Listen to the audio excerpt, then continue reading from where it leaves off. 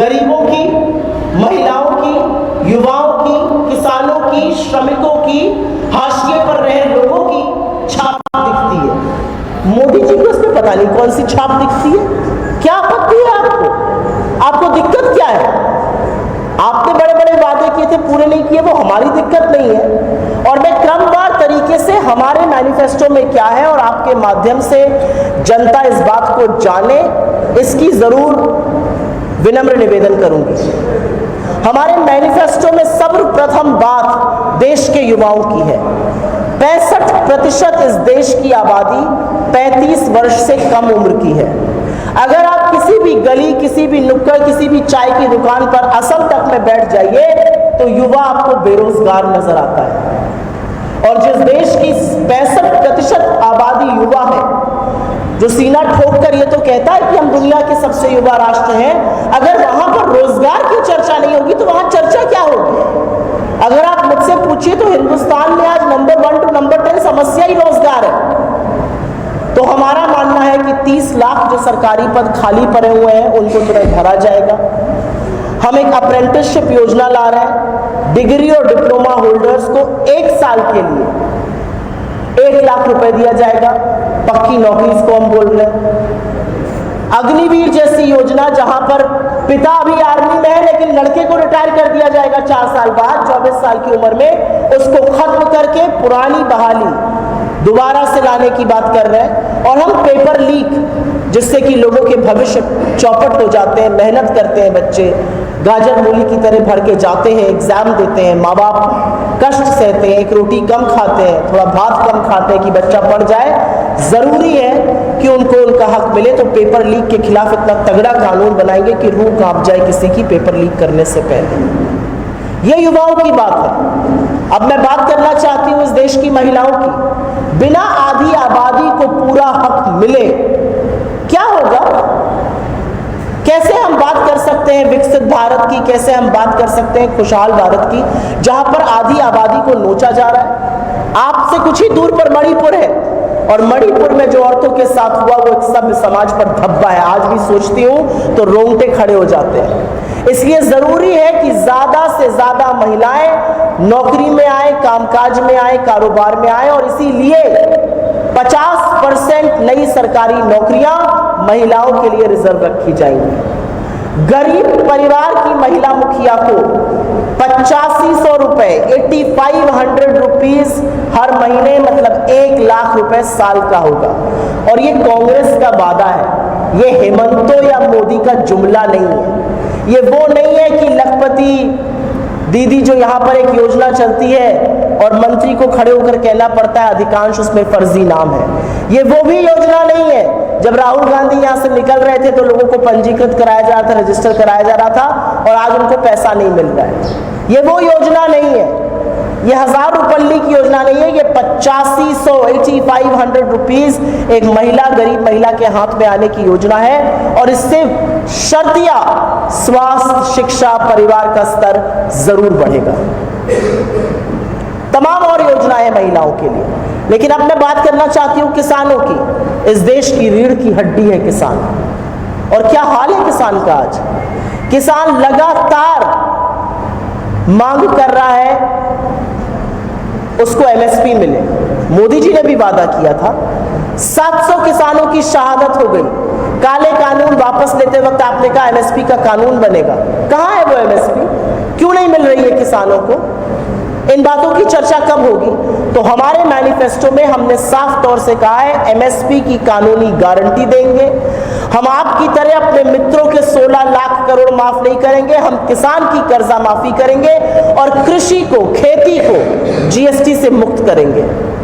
ये जो बीज पर, दवा पर, कीटनाशक पर, खेती के उपक्रम पर जीएसटी लगाया, उससे हम मुक्त करेंगे। जब किसान समृद्ध बनेगा तो देश समृद्ध बनेगा। उसके बाद मैं बात करना चाहती हूँ श्रमिकों की। आपके गुवाहाटी में भी बहुत सारे जोमैटो, स्विगी, उबर, ओला, ब्लिंकिट के वो लड़के हैं जो 10 मिनट में सामान लेके आ जाते हैं, 20 मिनट में खाना डिलीवर करते हैं। कभी किसी ने सोचा कि अगर वो गिर जाए, उनका एक्सीडेंट हो जाए, उनका पैर टूट जाए, क्या करेंगे उनके परिवार? उनकी क्या सामाजिक सुरक्षा है? ऐसे गिग वर्कर्स के लिए हम सामाजिक सुरक्षा का एक कानून बनाएंगे। मनरेगा, जिससे हमने देश के ग्रामीण इलाकों की तकदीर बदली, उस मनरेगा में न्यूनतम मानदेय 400 रुपए प्रतिदिन करेंगे और एक 25 लाख की हेल्थ बीमा योजना इस देश के लिए बनाएंगे। ऐसी हमने राजस्थान में चिरंजीवी योजना करके दिखाई थी। इसमें इलाज, दवाई और टेस्ट सब मुफ्त होगा, क्योंकि जब जब परिवारों पर स्वास्थ्य की या बीमारी की कोई संकट आता है तो पूरी तरह से बजट ध्वस्त हो जाता है और ये करना जरूरी है। और अंत में मैं बात जरूर करना चाहती हूं दलितों, पिछड़ों, आदिवासियों की, जिनकी कोई सुधि लेने को तैयार नहीं। क्यों नहीं उनकी बात हो रही? कैसे उनको आगे लाया जाएगा? 73% आबादी, 80% आबादी, रिप्रेजेंटेशन 4%, रिप्रेजेंटेशन 5%, क्यों? कैसे उनको आगे लाया जाएगा? मेरे नेता एक बात कहते हैं और बिल्कुल सही बात कहते हैं, आपके पैर में चोट लग जाए और डॉक्टर को ये डिसाइड करना हो कि कास्ट लगेगा या नहीं लगेगा या स्क्रेप बैंडेज लगेगा, इसका पता वो एक्सरे से ही लगा सकते हैं। एक्सरे से ही पता लगेगा कि हेयरलाइन फ्रैक्चर है, हड्डी टूटी है या लिगामेंट रप्चर हुआ है। और जब वो एक्सरे होगा तभी पता चलेगा उपाय क्या है। वैसा ही एक्सरे इस देश में आर्थिक और सामाजिक जातिगत जनगणना है, जिससे पता रहे कि कितने गरीब इस देश के हाशिए पर हैं। वो प्रबुद्ध वर्ग से भी हो सकते हैं, वो सामान्य वर्ग के भी हो सकते हैं, वो सो कॉल्ड अपर कास्ट के भी हो सकते हैं। उन तक तो नीति, उन तक तो सहूलियतें पहुंचे, उन तक तो राहत पहुंचे। और इसलिए हम जातिगत जनगणना की बात करते हैं, हम फॉरेस्ट राइट एक्ट के स्ट्रिक्ट इंप्लीमेंटेशन की बात करते हैं। और इसी के साथ ये हुई हमारी बात। और अब मैं सामने वाले की बात करती हूँ। 10 साल सत्ता चलाई, 10 साल सत्ता चलाने के बाद एक ऐसा काम नहीं है जिसको गिनाकर आज आपसे वोट मांग सके। नागे की रणनीति है ना, पिछला कुछ बड़ा कीर्तिमान है। तो अब एक नया शब्द हमसे चुरा लिया है, गारंटी। उस आदमी की क्या गारंटी जिसने 10 साल से गारंटी पूरी नहीं की? आपने तो गारंटी दी थी 15 लाख की, आपने सालाना 2 करोड़ मतलब आज तक 20 करोड़ रोजगार की गारंटी दी थी। आपने गारंटी दी थी 100 स्मार्ट सिटी की, उसमें से गुवाहाटी भी होने वाली थी। आपने गारंटी दी थी किसान की दुगनी आय की 2022 तक। आपने गारंटी दी थी 5 ट्रिलियन इकोनॉमी की 2022 तक। आपने गारंटी दी थी कि रुपया और डॉलर एक हो जाएगा, रुपए 84 के पास पहुंच रहा है। आपने गारंटी दी थी पेट्रोल और डीजल 35 पे मिलेगा, शतक लगवा दिया। आपकी गारंटी का कौन भरोसा करेगा, क्योंकि आपकी गारंटी नहीं, आपके जुमले। और जब चुनाव आया तो आप एक भी मुद्दे पर बात नहीं करना चाहते। आपकी गारंटी तो थी चीन को लाल आंख दिखाने की। चीन का नाम सुनकर मुंह में दही जमा लेते हैं, उस पर भी जीएसटी लगा देते हैं। मध्यम वर्ग की, निम्न मध्यम वर्ग की, गरीबों की कमर तोड़ महंगाई से जो जीना दूभर इस सरकार ने किया वो इससे पहले कभी नहीं हुआ था। आटे पर, दही पर, पढ़ाई पर, दवाई पर, सब पर जीएसटी लगाने का नापाक काम इस सरकार ने किया है। और अब 10 साल बाद देश की जनता कह रही है बहुत हुआ प्रभु, अब आपके झोला उठाने का वक्त आ गया है। आपकी बातों में हम आने वाले नहीं हैं। आपको 2 बार मौका दिया गया और दोनों बार आपने हमें लूटकर, हमारी जेबों पर डाका डालकर अपने मित्रों की तिजोरियां भरी हैं। अब बहुत हुआ। अब ऐसे व्यक्ति का, ऐसी पार्टी का, ऐसे गठबंधन का साथ दिया जाएगा जो हमारे मन की बात करते हैं। 10 साल से आपके मन की बात सुनकर हम बोर हो चुके हैं। और अगर आप देखिए, और यही अंतिम मेरी बात है, इसके बाद आपके सवालों का स्वागत है, कि लगातार प्रधानमंत्री की भाषा, उनके शब्दों का चयन, उनका वक्तव्य ना उनके पद को शोभा देता है ना उनकी उम्र को शोभा देता है। उनकी उम्र का तकाजा दिखने लगा है, जबान लड़खड़ाने लगी है। कभी कभी झूठ बोलने पर भी लोगों की जबान लड़खड़ाती है। हो सकता है वो हो रहा हूं, मुझे नहीं पता। लेकिन असलियत ये है कि जिन शब्दों का प्रयोग, जिन वक्तव्यों का प्रयोग, जो बातें प्रधानमंत्री बोल रहे हैं, वो उनके पद की गरिमा को तार तार कर देता है। लेकिन अपने पद की गरिमा को एक भी दिन उठाने का और संवारने का काम मोदी जी ने नहीं किया। लेकिन ये देश सब समझता है, जानता है और समय पड़ने पर बड़ा बदलाव करता है। और उस बड़े बदलाव की आहट पहले चरण के मतदान के बाद गूंज रही है, सुनाई दे रही है। बीजेपी साउथ में साफ है, नॉर्थ में हाफ है, और यही भारतीय जनता पार्टी का ग्राफ है।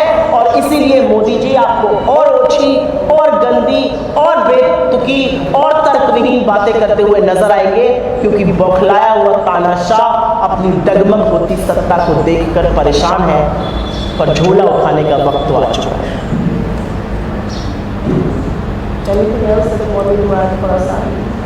क्वेश्चन लेंगे अब।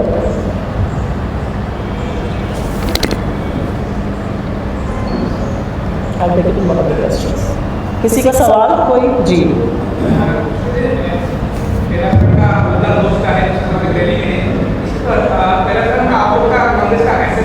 सॉरी फिर से बोलिए। एसेसमेंट क्या रहा है और एक देखा गया आपने साउथ में साफ है, साउथ में साफ है, नॉर्थ में हाफ है, यही बीजेपी का ग्राफ है। अभी जो मार्क्स का हम परसेंटेज देखें तो जो हिंदी मार्क्स है जिसका काला होने पे मिलेगा उसमें जो परसेंटेज है बहुत कम बाकी क्या मैं पहले चरण के मतदान की बात जरूर करूंगी, क्योंकि पहले चरण से जो ग्राउंड रिपोर्ट आ रही है वो बीजेपी के लिए बहुत चिंताजनक है और हमारे लिए बहुत उत्साहवर्धक है। हम हर उस जगह चुनाव जीत रहे हैं जहां पर बीजेपी अभी पीक पर है। राजस्थान से अच्छी खबरें आई, महाराष्ट्र से अच्छी खबरें आई, बिहार से आई, उत्तर प्रदेश तक से अच्छी खबरें आई। साउथ में हम तमिलनाडु में स्वीप कर रहे हैं, 39 में से 39 सीटें हमारे आने जा रही हैं। हम बहुत उत्साहित हैं। आपने एक परसेंटेज कम करने की बात करी, तो 2004 और 2009 में जब जब वोटिंग परसेंटेज कम होता है भारतीय जनता पार्टी हारती है। ये एक डेटा है जिसको आप वेरीफाई कर सकते हैं। 2004-2009 में ऐसा हुआ। 2014 और 2019 में जब वोटिंग परसेंटेज बढ़ा तो उनकी सीट बढ़ी। 2009 में तो वोटिंग परसेंटेज जब कम हुआ था, जब भारतीय जनता पार्टी हारी थी, हमने उत्तर प्रदेश जैसी जगह से 21 सीटें निकाली थी। तो हवा का रुख बदल गया है और ये भारतीय जनता पार्टी समझ रही है। और इसका एक कारण है। इसका कारण ये है कि 10 साल सत्ता में रहना बड़ा काम होता है। जब जनता आपको वोट देती है तो एक बार सरकार बनाती है, दूसरी बार भी मौका देती है कि कुछ अधूरे कामों को आप पूरा करें। 2 बार प्रचंड बहुमत की सरकार बनने के बाद जनता पूछ रही है मेरे विकास का दो हिसाब। आप कह रहे मैंने G20 करा दिया। अरे G20 होना ही था देश में, 21 में होना था, आपने 23 में करा दिया। मेरा क्या, मुझे क्यों पर्दा लगा के गरीबी को आपको नहीं छुपाना पड़ा? लोग कह रहे हैं, आप कह रहे हैं हम विश्वगुरु बन रहे हैं, विश्वगुरु बन रहे हैं। हर घंटे 2 किसान, हर घंटे 2 युवा क्यों आत्महत्या कर रहा है? आप कह रहे हैं हम $5 ट्रिलियन की इकोनॉमी बनेंगे। 2022 में अभी तक बने नहीं है, 3 ट्रिलियन की है, 5वीं बड़ी अर्थव्यवस्था बन गए। सवाल इस बात का कितना रोजगार बना, कितनी नौकरियां बनी, कितने लड़कों को वो नौकरी मिली, कितने गुवाहाटी के लोगों को वो नौकरी मिली। तो जरूरी है इन बातों को समझना। लोग समझते हैं, लोग बड़े समझदार हैं। लेकिन इसी प्रवाह में मैं एक बात और बोलूंगी कि जो लार्ज स्केल पोस्टल बैलेट में रिगिंग की खबरें आ रही हैं, असम तक में जो खबरें आ रही हैं जहां पर निर्वाचन अधिकारी ढूंढ नहीं पा रहे किसका वोट है या PRO को बुला रहे हैं, ये बड़ी चिंता की बातें हैं। और मैं इस मंच से आग्रह करूंगी चुनाव आयोग से कि अपनी कुंभकर्ण की नींद से जागे। आपकी जिम्मेदारी है इस देश में निष्पक्ष चुनाव कराने की, वो चुनाव कराइए। जी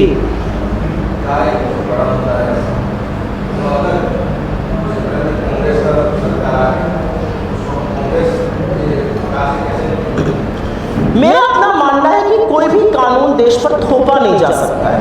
कानून अगर कंसेंसस से बनाइए तो कानून बन सकते हैं, लेकिन जिस तरह से एक धर्म को हटाकर या जिस तरह से अदरिंग ऑफ कम्युनिटीज करके इस सरकार ने पिछले 10 सालों में एक नहीं अनेकों कानून बनाए, वो सर्वथा गलत है। और वो CAA के लिए भी है। CAA में बहुत संशोधन की ज़रूरत है, CAA में बहुत सारे रिफॉर्म्स की ज़रूरत है। NRC जो असम में एक बहुत बड़ा मुद्दा था, बीजेपी के 2019 के मैनिफेस्टो में था, अब नहीं है। तो बहुत सारे विरोधाभास हैं। असलियत यह है कि 3.5 साल से कानून बनकर नोटिफाई नहीं हुए थे, रूल्स नोटिफाई नहीं हुए थे। चुनाव के जस्ट पहले वो रूल्स नोटिफाई होते हैं। तो बहुत सारी बातें सरकार की आपको इन उनके कार्य करने की शैली से पता चल जाती है। मुझे ऐसा लगता है कोई भी ऐसी चीज़ जो इस देश में विभाजन का काम करे, जो इस देश में लोगों के मन में संशय डाले, उस पर चर्चा करनी, उस पर कंसेंसस बनाना बहुत ज़रूरी है। आप ये एक्सपेक्ट कर सकते हैं कि कांग्रेस के गठबंधन की, इंडिया गठबंधन की सरकार कोई भी चीज़ लोगों पर थोपेगी नहीं। हम हर वो चीज़ करेंगे जिसमें लोगों की साझी विरासत मानकर, लोगों की साझी भागीदारी, बिना भागीदारी और हिस्सेदारी के ये देश चल नहीं सकता है। ये देश एक भाषा बोलने वाला, एक जैसा दिखने वाला देश नहीं है। असम से लेके कन्याकुमारी चले जाइए, इतनी विविधता है, इतनी भाषाएं हैं। असम में ही इतनी ट्राइब्स हैं, इतनी भाषाएं हैं, अलग अलग ट्राइब्स नॉर्थ ईस्ट में है। कैसे इस देश को एक रंग में, एक भाषा में, एक तरीके से रंगा जा सकता है? ये बहुत खूबसूरत गुलदस्ता है अलग अलग फूलों का। उस विविधता पर प्रहार करने का काम भारतीय जनता पार्टी ने किया है। हम हर हाल में उस विविधता को बचाने के लिए प्रतिबद्ध हैं। जी हाँ। Any other questions on our manifesto or anything else? कोई और सवाल? ठीक है, बहुत बहुत धन्यवाद आपका। हमारा मैनिफेस्टो बड़ा क्रांतिकारी मैनिफेस्टो है, इस बात को आगे तक ज़रूर पहुंचाइए। आप सबका धन्यवाद, आप लोग आए। कोई सवाल है आपका? धन्यवाद।